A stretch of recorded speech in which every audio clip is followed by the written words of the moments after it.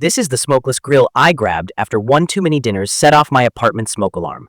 I wanted something I could actually use on weeknights without cracking open every window and apologizing to my neighbors. I've been cooking on it for a few weeks, and I'm doing this video because I had the same questions you probably do. Does it really control smoke? Is the heat strong enough to be worth it? And how annoying is cleanup when you're tired after dinner? I'd put this in the mid-range for indoor grills. It's not a cheap, wobbly griddle. And it's not a super premium countertop contraption with a dozen modes. It sits in that sweet spot where you get real power, a clear digital display, and the smokeless system without paying a premium for features you'll never use. It makes the most sense if you live in a small place, you cook at the table, or your kitchen ventilation just isn't great.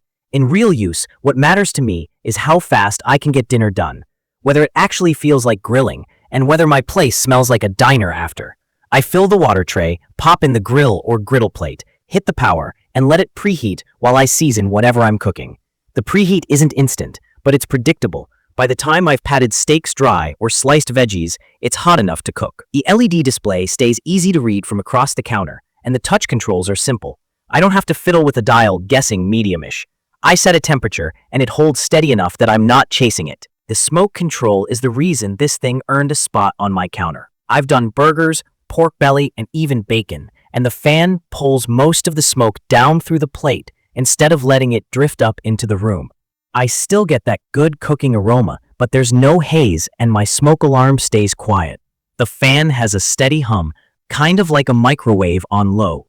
It fades into the background when I'm eating, and honestly, I prefer that to breathing smoke, heat-wise. It's surprisingly even. The heating element runs in a U-shape that covers the plate, so I can put asparagus around the edges while a couple of burgers sear in the middle, and everything finishes at the same time. It does top out below what a ripping hot charcoal grill can do, so if you're chasing that steakhouse crust on a super thick cut, you have to help it along. I get the best results when I preheat fully, really dry the steaks, and avoid crowding. I also use the glass lid strategically. On thicker chicken breasts and pork chops, the lid traps heat and speeds things up without drying them out. You can watch through the glass, which keeps curiosity from turning into lost heat. The two plates are genuinely useful. The grill plate gives proper marks and lets fat drip down. The griddle plate has handled scrambled eggs, pancakes, and smash burgers for me without sticking. Breakfast is where I appreciate the even heat most. 4 pancakes cook evenly instead of playing that game where the center burns and the corners are pale. Food releases easily, and cleanup on the plates has been a rinse, a little dish soap, and a soft sponge. They're dishwasher safe, but I stuck to hand washing to keep the coating in good shape. There are a few things I've learned that make a difference. Fill the water tray before you cook. That's a big part of why it stays smokeless. If you forget and let grease hit the dry tray, it'll smoke more and you'll be annoyed. Keep sugary marinades off the grill plate. They caramelize fast and burn, and you'll be scrubbing. I brush those on near the end or use them as a finishing glaze. And keep an eye on the fan noise. If it ever changes from a smooth hum to a rattle, something probably dripped in and it's time to clean. Speaking of cleaning, plates and trays are easy. The one pain point is the internal fan area. I've noticed a light film of grease builds up over time.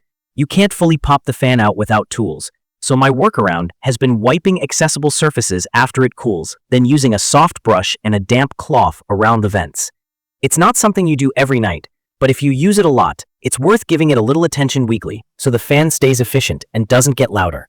Compared to what I used before, this fixes the 2 issues that made indoor grilling a headache for me. A cast iron grill pan on the stove gave me great sear, but turned my place into a smoke box even with the vent on. A cheap old electric griddle I had ran blazing hot in the middle and weirdly cool around the edges, and bacon grease popped and smoked everywhere. This unit meets in the middle. It's strong enough to sear thin to medium cuts. It keeps smoke under control, and it doesn't make the kitchen feel grimy.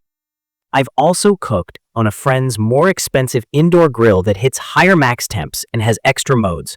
It's excellent, but it's bigger, louder, and you pay for features I don't need. This smokeless grill trades a bit of peak heat for simplicity and a smaller footprint. If you're the person reverse searing thick ribeyes every weekend, you might still want a cast iron pan and to open a window. If you want reliable burgers, chicken, salmon, veggies, breakfast, and KBBQ style thin cuts at the table with minimal smoke, this nails it. Value-wise, it's strong. I get a griddle and a grill in one, a lid that actually helps, and a smokeless setup that works as long as I use the water tray and keep things clean.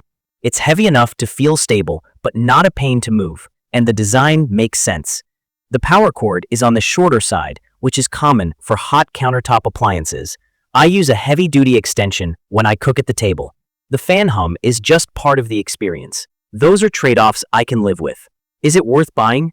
If you're in an apartment, condo, or RV, or you just want to grill inside without fanfare, yes, it's become my go-to on rainy nights and lazy Sundays when I want bacon and pancakes without a splatter mess. It shines when I'm hosting too.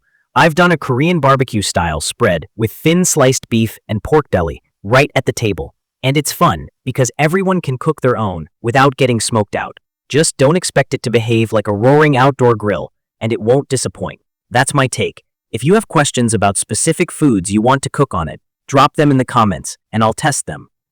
If you're using this with a certain technique that works for you, share that too. I'll keep updating with any long-term quirks I run into.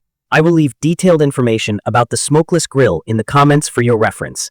Thank you for watching.